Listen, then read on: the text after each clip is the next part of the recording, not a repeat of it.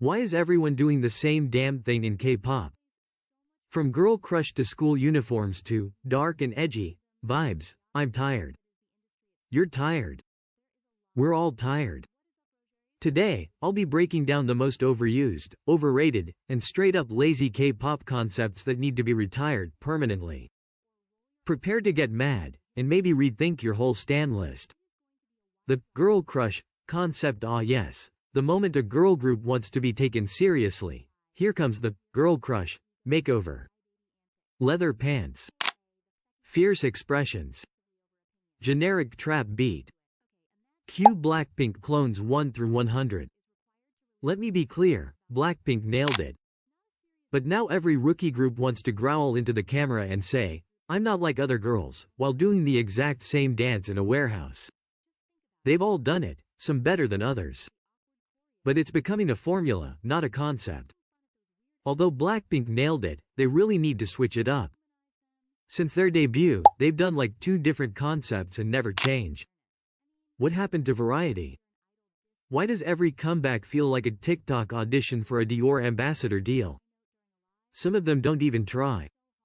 They just put them in dark clothing and call it a day. Please, this needs to change. Although, as of recently, we've been seeing more variety on the girl group side of things. The same can't be said for boy groups. The high school, cute uniform concept, I get it. Idols are young. But the constant school uniform concept? It's giving Arrested Development. And when they're not actually teenagers anymore, it's giving creepy. Gfriend, Fromis_9, WEEKLY. They've all done versions of it. And I have to admit, the songs were really good, well, for the most part. But I can't sit down and watch the music videos seriously because what the actual fuck am I looking at? We're 10 years into this trend. Time to graduate. Also, why are male idols allowed to grow up, but girl groups are stuck being schoolgirls forever?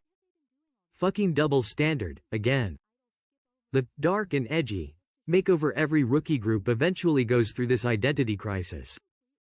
Out with the bubblegum, in with the mature comeback. Black outfits. Dystopian visuals. Lyrics that scream, "I'm deep now." TXT, Enhypen, Itzy, Ateez, they've all taken the plunge. Let's be honest, sometimes it works. Ateez's Inception, A Serve, and Twice did this really well, growing up with their audience instead of sticking to the same thing. Blackpink should take notes. Other times, it feels forced. Like watching a toddler try to be Batman. Just because you slap on black eyeliner doesn't mean you're edgy. But to be honest, I miss it sometimes.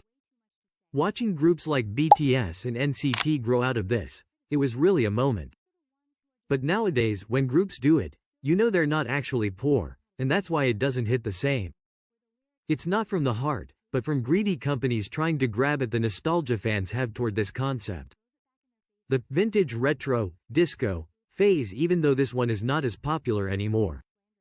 There was a time, around Dynamite, I Can't Stop Me, and After School, when every group had to do their 80s synth moment. I loved it at first. The nostalgia. The colors. The fun. But then it just kept going.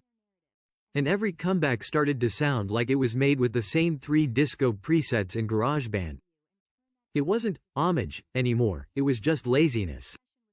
But I'm really glad we let that die, because I was starting to lose it. The alien, AI, metaverse lore dump, oh boy. Buckle up. I blame aespa for this one. I love them, but come on. Suddenly, every group needs an AI counterpart, a multiverse, or some cryptic storyline no one understands. Luna, Triple S, Kingdom, all deep in their lore bags. You need a PhD in K-pop theory to follow half of these storylines. Meanwhile, we just came here for a catchy chorus and a good dance break. Sometimes, simple is better. And worst of them all? Ateez. Look, I really love Ateez, I've said this many times. When I first got into them, the pirate concept really stood out to me, so I got into the lore. But I quickly realized that it was too late for me. By the time I became an ATINY, the lore was already too deep for me to understand. But I still wanted to try because the music was so good. But the shortest video I could find that briefly explained the concept, not even the whole concept, was 40 minutes. Like, what the fuck is going on? So I just gave up and decided to only listen to the music, which just keeps getting better and better. The noise music trend, let me say this loud for the people in the back. Loud does not equal good. Weird does not equal innovative.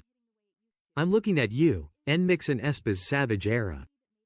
Not every song needs 5 beat changes and a rap verse about the moon matrix. Sometimes you just want a verse, chorus, bridge, boom. But no, now we're in the era of Frankenstein songs that sound like 3 comebacks shoved into one. And don't get me started on the shout chorus trend. Where did melodies go? The rebellion for rebellion's sake, I get it. You don't want to be a cookie cutter group. But rebelling just to be different isn't a concept, it's a cry for attention. Groups like Extinary Heroes, Dreamcatcher, and Busters do it with style. Others? Not so much. The angst feels copy-pasted from Tumblr circa 2014. You can be powerful without acting like you hate your fans. Seriously, how is Dreamcatcher not popular? The luxury fashion film, Comeback, you know the one, minimal vocals, a luxury house set, 5 slow-mo scenes of the members posing in designer clothes. It's not a comeback. It's a runway show. Which is not always a bad thing. I did this at one point and managed to create one of my favorite K-pop music videos and songs in a long time. And yes, I'm talking about the queen herself. I am. That song is so good it's not even funny anymore. If I could be a song, it would be that one. But most people can't pull that off. All they have is the aesthetic, but zero soul. Pretty doesn't always mean powerful. Give me substance, or give me skip. Look, K-pop is constantly evolving. And yes, some of these concepts can be done well. But when they become trends, when every group does the same thing for views, it kills the creativity. I'm not saying your fave is bad. I'm saying the industry is lazy. And maybe, just maybe, we deserve something fresher. What do you think is the most overrated K-pop concept? Let's argue, respectfully, in the comments. Don't forget to like, subscribe, and send this to your friend who still thinks Girl Crush is groundbreaking. Okay, bye peasants.